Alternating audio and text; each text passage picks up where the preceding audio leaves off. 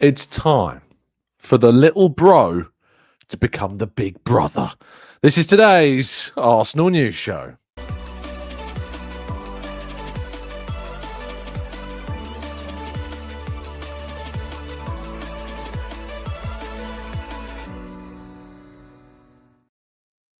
Hello and welcome to the Gooner Talk, back again with you guys and girls for another episode of what is indeed the Arsenal News Show. Joining you every single morning at 8 a.m. UK time. Thank you so much as always for joining me and making this a part of your morning routines. It is greatly appreciated. Hope you're doing good. Hope you're doing well. Hope you've had a fantastic week so far. It's match day in the Champions League. Arsenal hosting Bayern Munich at the Emirates Stadium, looking to secure a fifth victory in a row in the competition and firmly place themselves in top spot, overtaking their opponents who currently sit in that position. But it's going to be far from easy, of course. Arsenal's record against Bayern isn't particularly good, nor have they been able to get a victory over them in quite some time. However, there is plenty of optimism around both teams and about the prowess and the quality that both teams possess. The managers, of course, are in charge of both sides as well, and what they could both achieve this season across multiple competitions. But it is all down from our focus to Arsenal and what they might achieve. And there is some good news leading into the game as well, which we'll be discussing in today's show.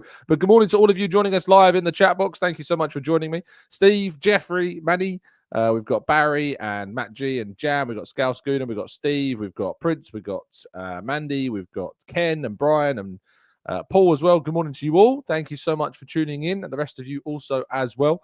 And we'll be happily tapping in some of your comments and questions in part 2 of today's show, which will be hitting your way very shortly indeed. But let's crack on with today's slides, and we begin with a roundup of yesterday's UEFA Champions League action with plenty of interesting games going on. Ajax losing another game. They are very much doomed at this stage. Benfica 2-0 winners over there. Union Saint-Gilloise winning 1-0 at the impressive Galatasaray, who've already beaten Liverpool this season, but Galatasaray down to 10 men in their game. Juventus had a hard time in Norway, beating Odegaard just 3-2 on the night away from home. Despite getting a draw against Chelsea, Karabag were beaten in the Maradona Stadium by Napoli. Newcastle losing to Marseille. Pierre-Emerick Aubameyang with 2 goals in that match, a 2-1 victory in France. Borussia Dortmund continued their fine start, 4-0 over Spanish side Villarreal, who also went down to 10 men.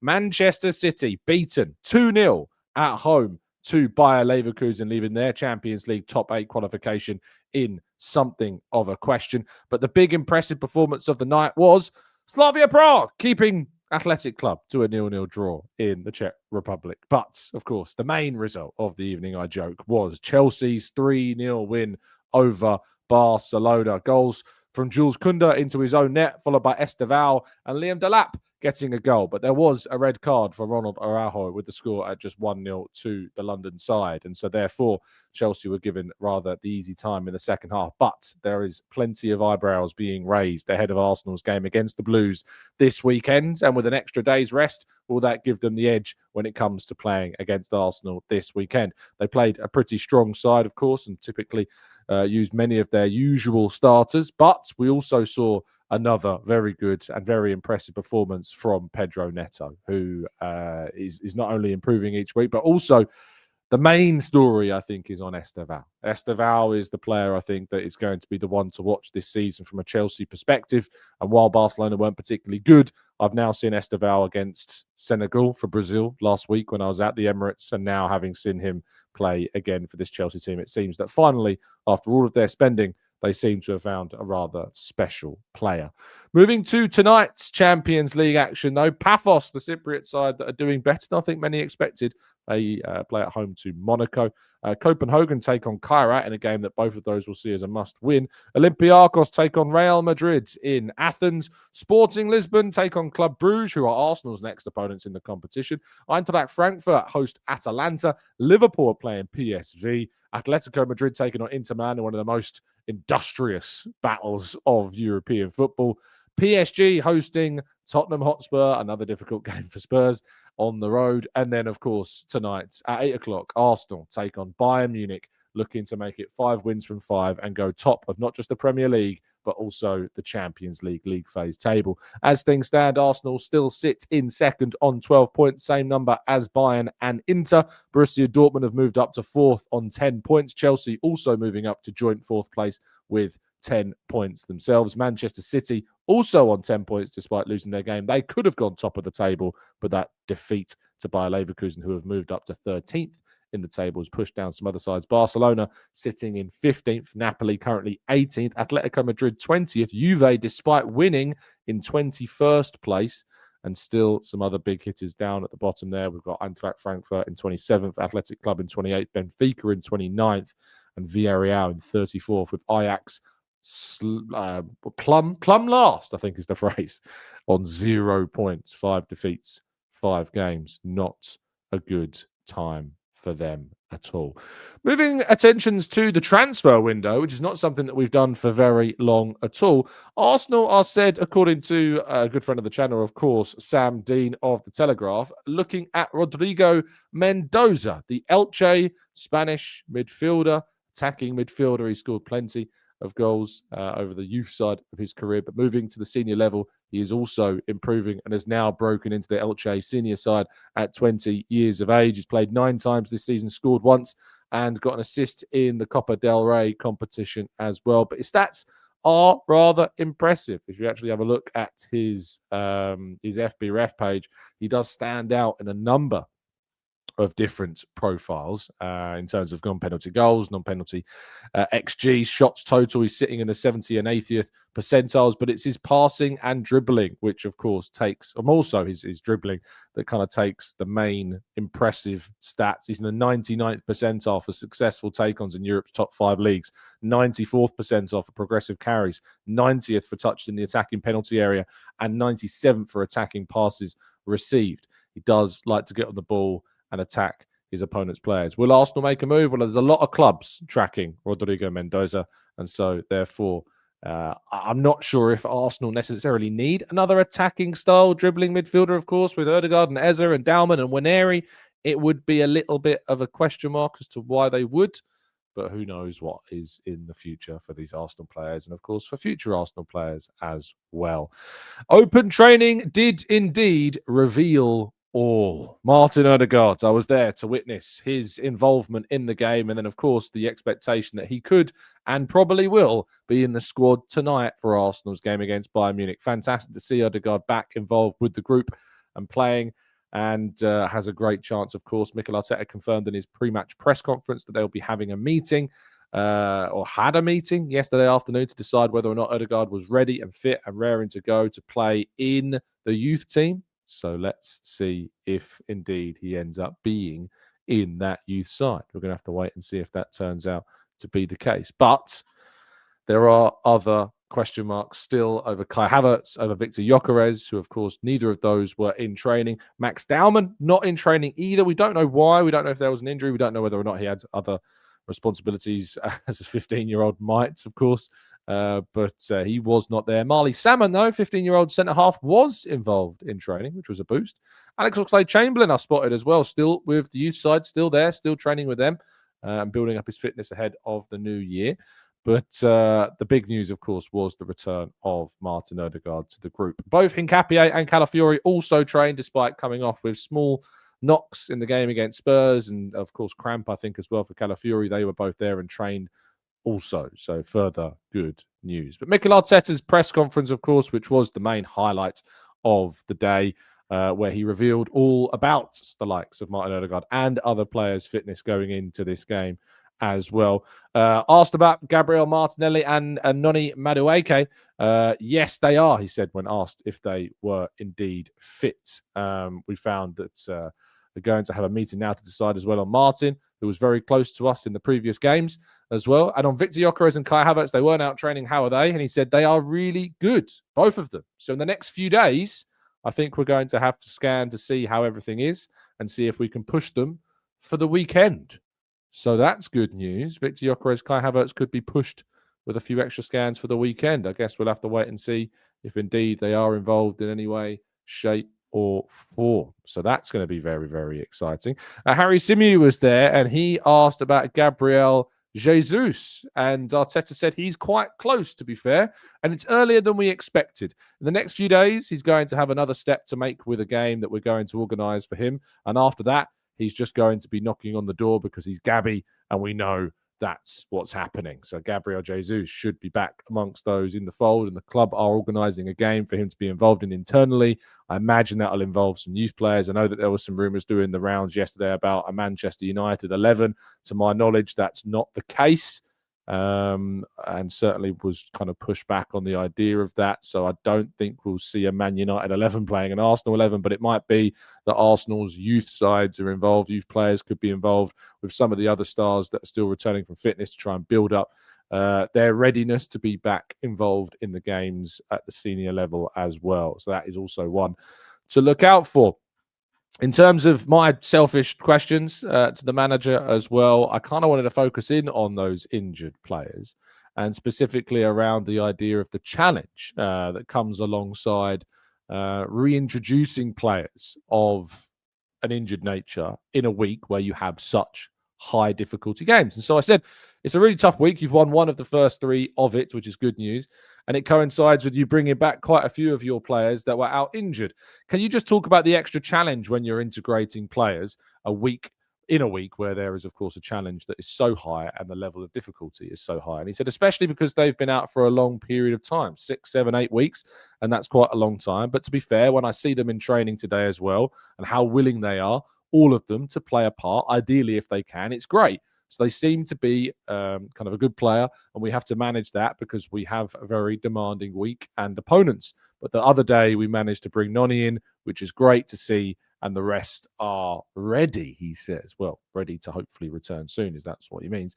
But kind of building on that and thinking about what he said, I thought it must be difficult, therefore, when some think they're ready, but they're not quite ready realistically to return, and the medical staff aren't yet happy to kind of sign them off to return just yet. How do you temper that excitement? How do you harness that energy at the same time and kind of say to them, you know, we know what's best for you and we need to introduce you in the right way? And he says, well, we have to look at the individuals, obviously, and make sure that they are ready to start a game like this. And the second one as well, for how long they can play.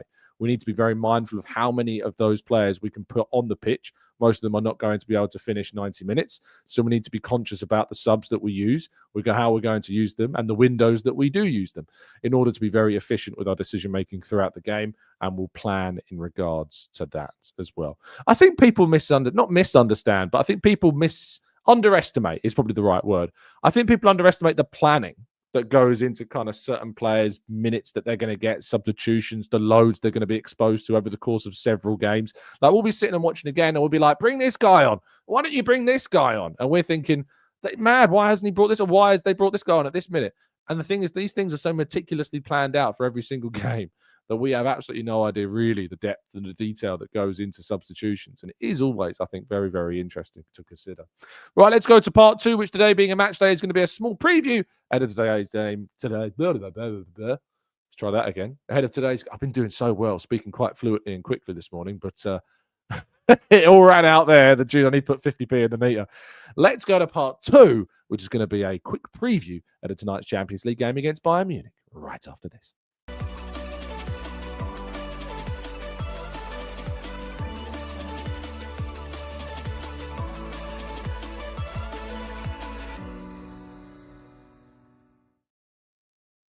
Right, this is part 2 of today's show. We're going to be tackling some of our thoughts ahead of today's match against Bayern Munich and looking at the lineup and your predictions, of course, as well.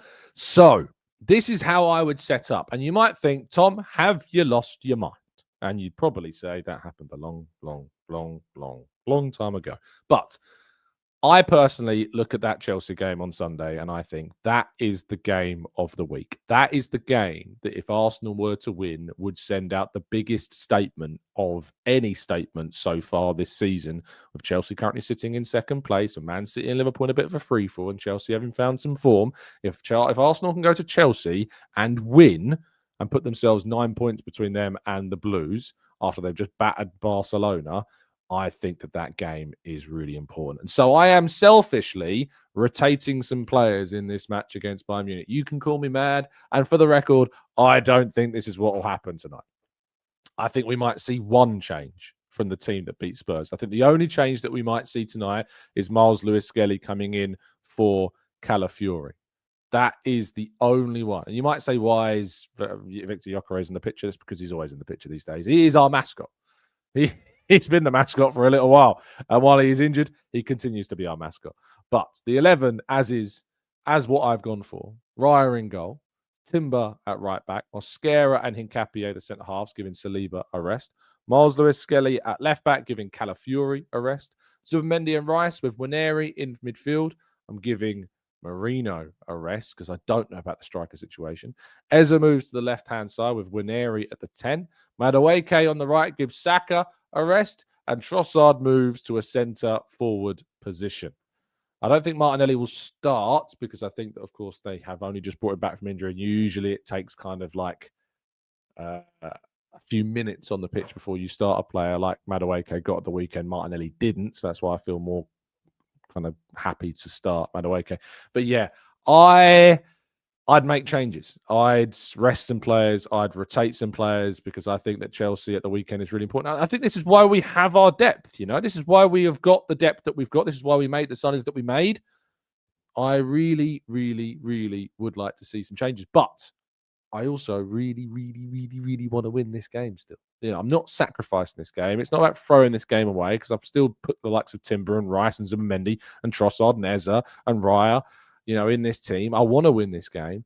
I just think we have to try and find that balance. For the record, as I say, I think the only change that we will see in the team is Miles Lewis-Skelly on the left-back slot. I think he will come in for Calafiori. He had an excellent game against Atletico Madrid, and I think that we'll play with Miles Lewis-Skelly at left-back. But if he goes unchanged from the Spurs game, he's asking a lot of this team. You could say, of course, that we could make some changes against Brentford next week.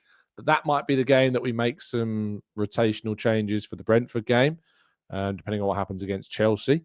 So it could be that, especially considering we've got a 7:30 game against Brentford on Wednesday and then a 12:30 midday kickoff against Aston Villa on the Saturday. That's not ideal, is it, at all? Not whatsoever. So, yeah, that's definitely in my mind at the moment, and I'm definitely considering that right now and the kind of the challenges that raises. But I just think that Chelsea game's so big. That Chelsea game is huge. So tonight's game it's a little distracting, but it's a big distraction, and it's one that Arsenal still need to take very, very seriously. So let's get your prediction, shall we, in the chat box.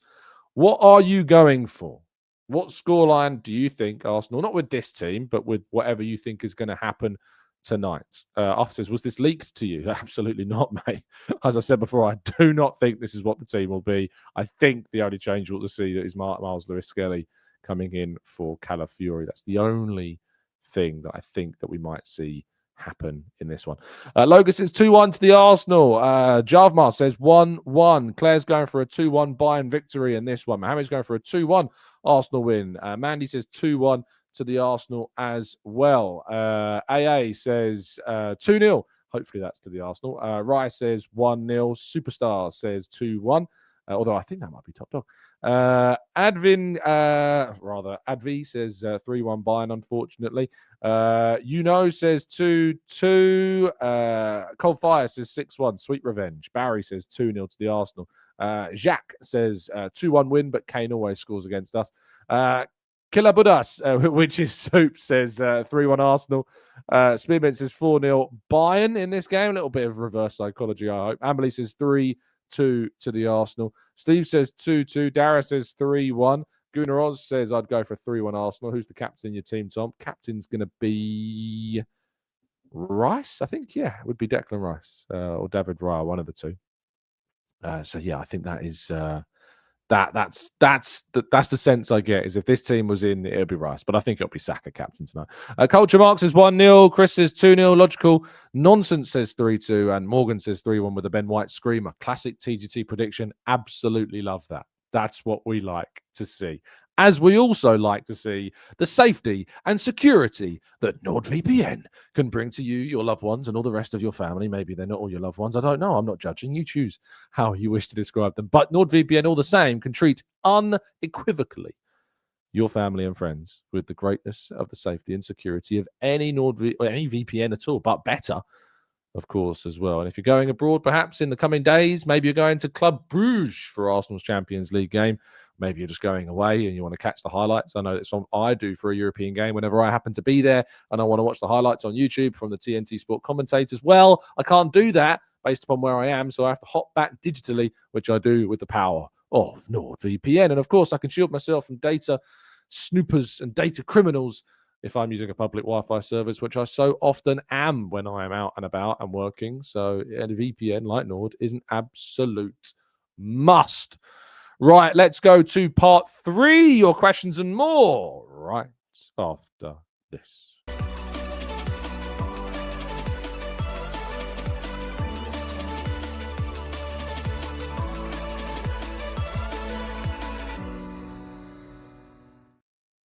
Right, this is part 3 of today's show where we're tackling some of your questions. So if you indeed have got any questions you'd now like to ask, now is the time to throw them into the chat. I'm just doing a quick Google search for something. Okay, yeah, it was what I thought. I was just looking at a team news aspect. And obviously Luis Diaz is out tonight for Bayern Munich. And the expectation, of course, is that the likes of Michael Olise, Serge Gnabry and Karl, the young German attacker, will be in that Bayern attacking lineup with Harry Kane this evening. So look out for that. Right, let's go into the chat box and tackle some of these questions. Reggie says, Tom, I respect your opinion, but... Oh, goodness. Where can this go? I respect your opinion, but... Oh, no. But top seed in the Champions League is equally important to me as winning the Premier League. If we're a big boy team, we need to come correct with the big boy games. And I absolutely empathise with that. And I have no issue, really, to be honest, with the lack of rotation, if that is, because if Arteta wants to win this game, then cool, I'm happy. We win this game, it's a really good statement. But yeah, very, very, very, very, very, very, very difficult to bring to the fold. Ollie says, why not have Kepa in the net tonight? Because he's not the Champions League goalkeeper. He's the cup goalkeeper, but he's not the Champions League goalkeeper. Axel says, to be frank, I really do not care about this game. We will put our stamp on the international stage later in the competition. Nobody cared when we beat PSG in the group stage last year, so let's just beat Chelsea. Dara says, Tom, you need to remind everybody in the presser to have their phones on silent. Someone's phone went off during Timber's section. Did it? I didn't even hear it. It wasn't mine, for the record, but I don't think it's my place to go around the room and be like, have you got your phone off? I don't think I'm going to do that. Shay says, you reckon that we must now win against Bayern to have the confidence to face Chelsea after the confidence boost the Blues gained against Barca? No, I don't. I think every game is different. It helps, but I don't think we need to beat Bayern to be able to beat Chelsea. Z says, did you watch the Chelsea game yesterday? They were smoking Barca. Even before the red card, they look scary. I mean, and they are a good team. You know, they are a good team. But Barca defensively are certainly in question. I think most teams in Europe, besides maybe Bayern and PSG, are somewhat in kind of question marks, really, about how they face Premier League sides at the moment. Premier League teams just seem to absolutely batter most sides, except if your name is Man City, Liverpool, who obviously haven't been doing that recently. But yeah, the record of some La Liga clubs of late has not been the best against Premier League sides. Liverpool even beating Real Madrid, of course, in the last round of fixtures. Ake says, Tom, I'm sorry, but this game is not, I'm not going to use that word, but is not all right. If this was the actual lineup, we would lose 4 or 6-0. I completely disagree. And that's fine. That's what opinions are for.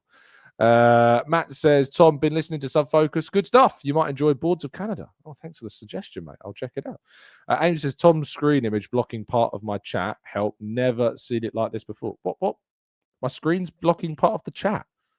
I don't know how that's happened or how that would happen. I have no control over that.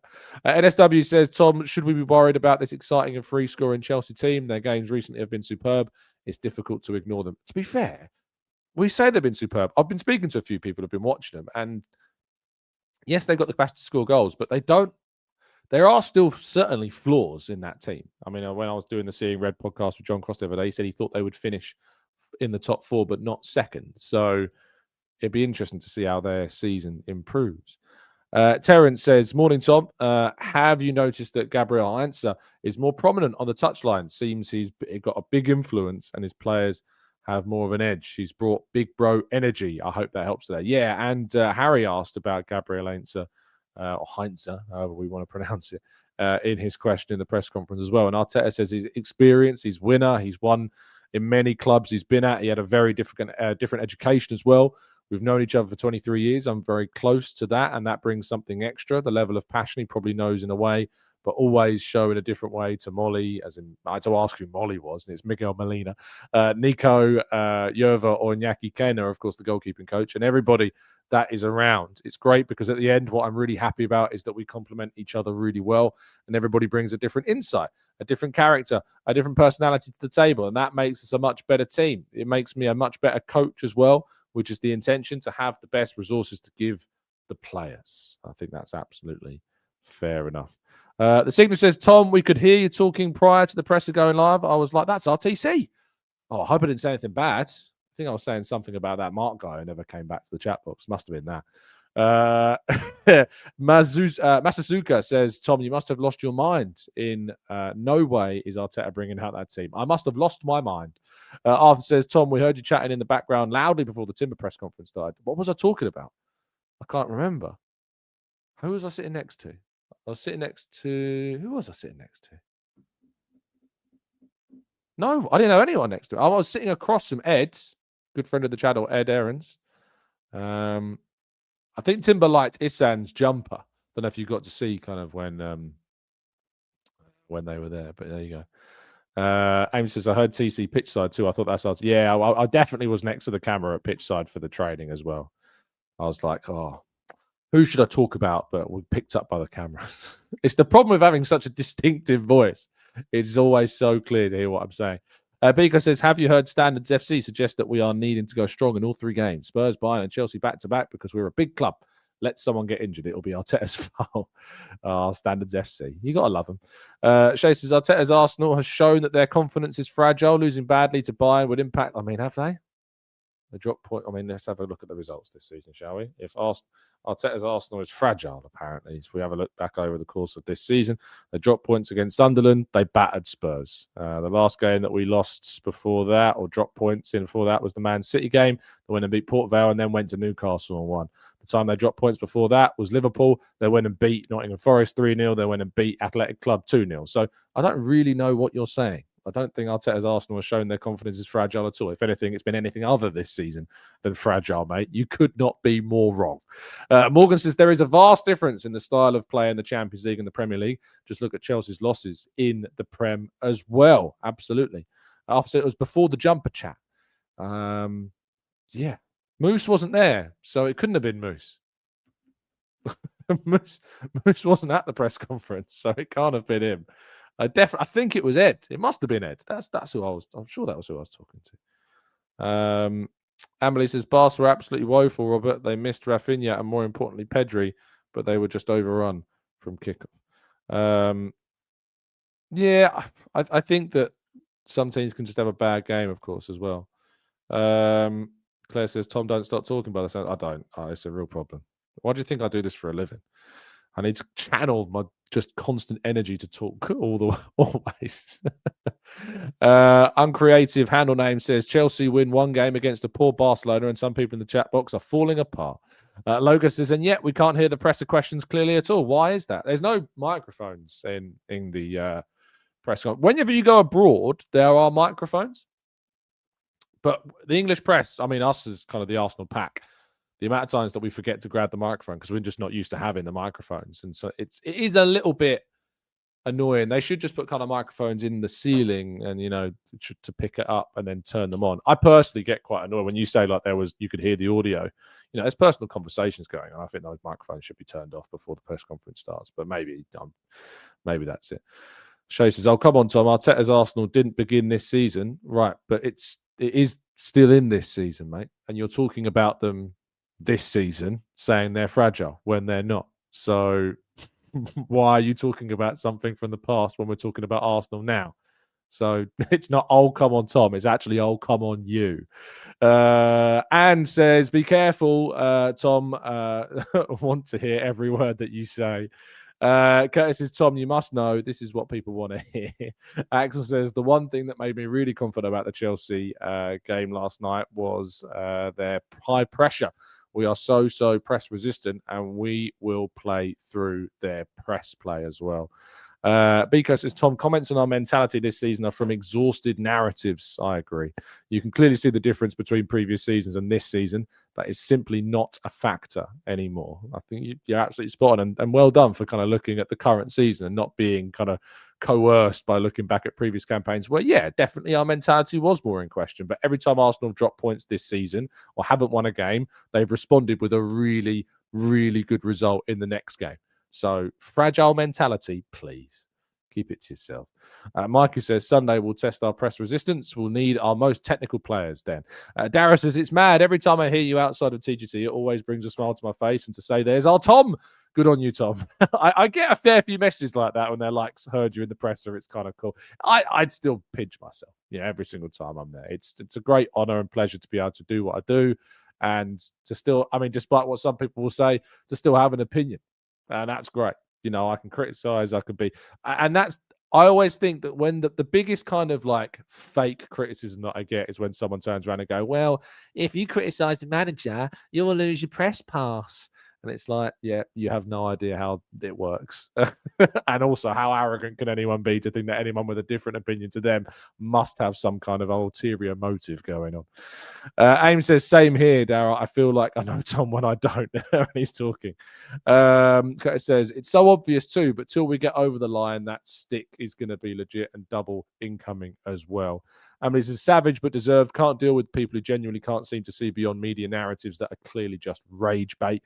Absolutely. It's I always think that sometimes people just too broadly say the media. It's not the media as a whole, is it? Like, it's just not. It's not the whole media. It's not everyone in the media. There are certain aspects of the media. As someone in the media, I feel like I haven't taken it upon the responsibility myself to make sure that I'm doing the best job I can, for that not to be the case. So it's not the whole media.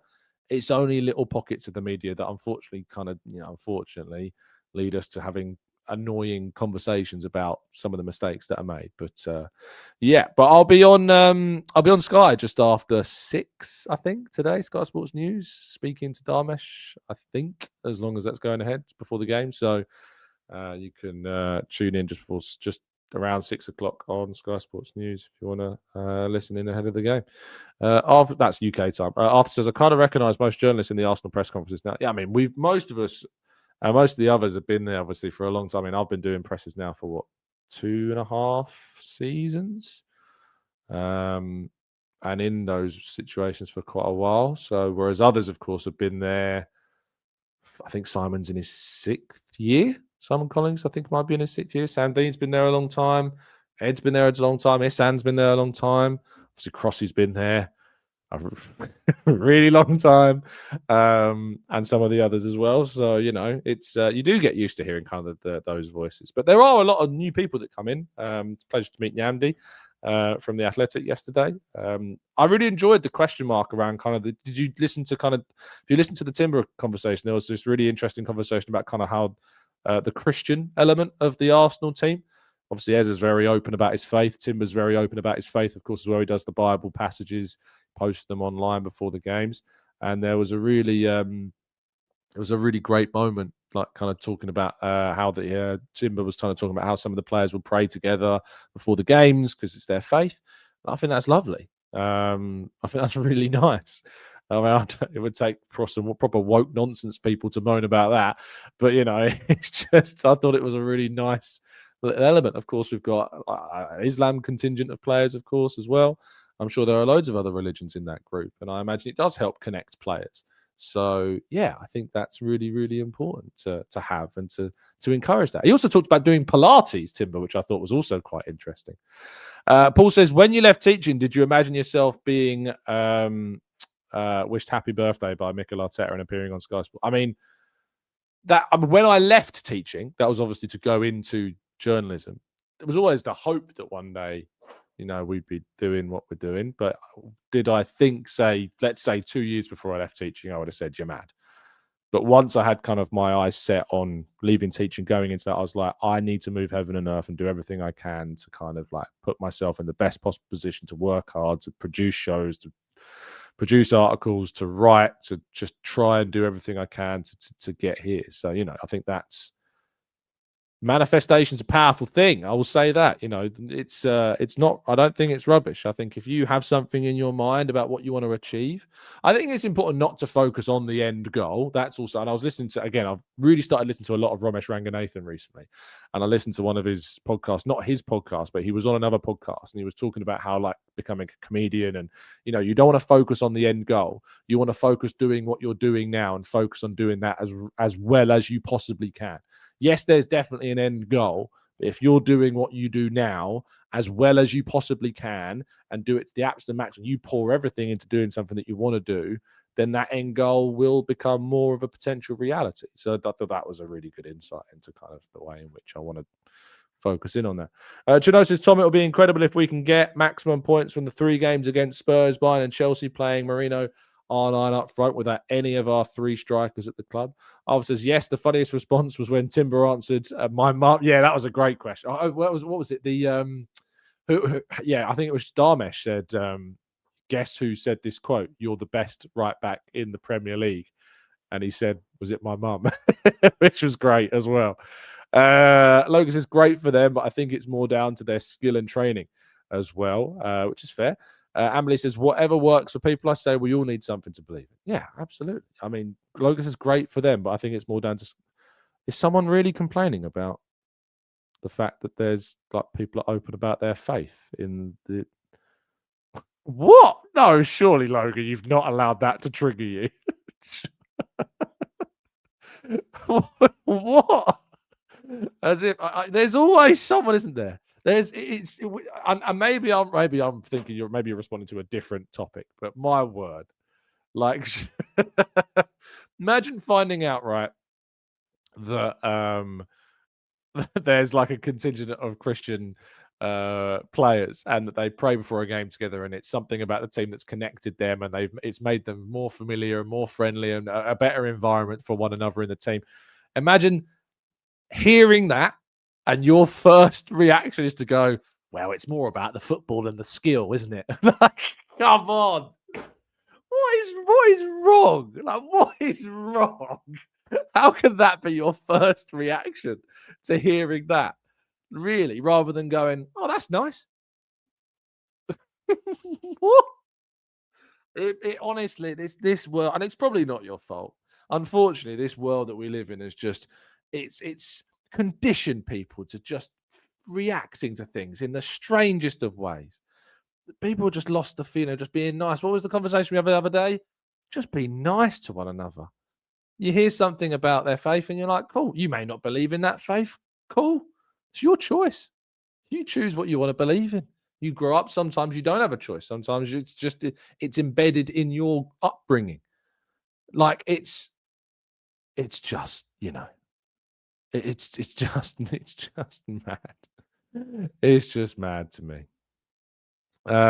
It costs nothing to be nice. Maybe it wasn't a case of weren't being nice. It's just like, I don't understand how you would. Yeah, Logan says great for them, but so you didn't just say great for them. You said great for them, but I think it's more down to their skill and training. Why do you need to say that? Why is anyone compelled to hear the fact that we have a contingent of Christian players who pray before games, and your first response is to go, great for them, but it's more about their skill? Like, I just find it baffling, I just find it baffling that that's and I would question why a mindset would be there. That the where your mind would go in that way. It's just so unnecessary. It's just so unnecessary and just not needed.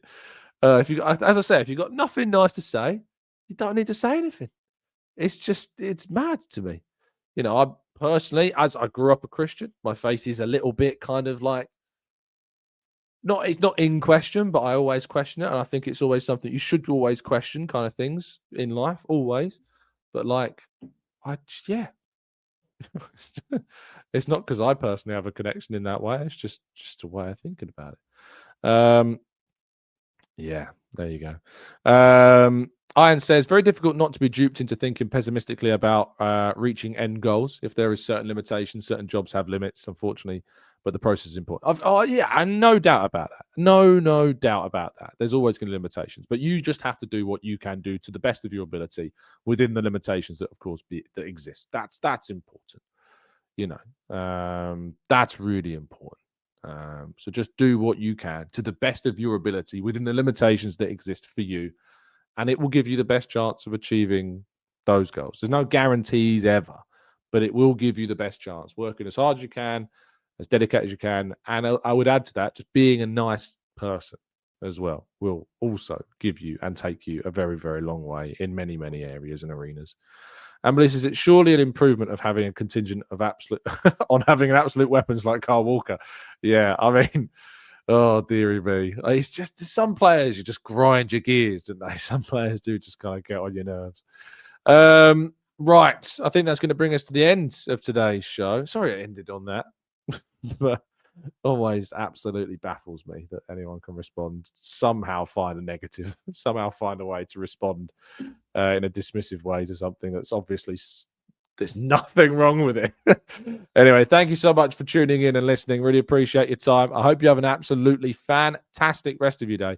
Enjoy yourselves. Stay safe, stay well, stay happy and respectful. And of course, as always, up the Arsenal.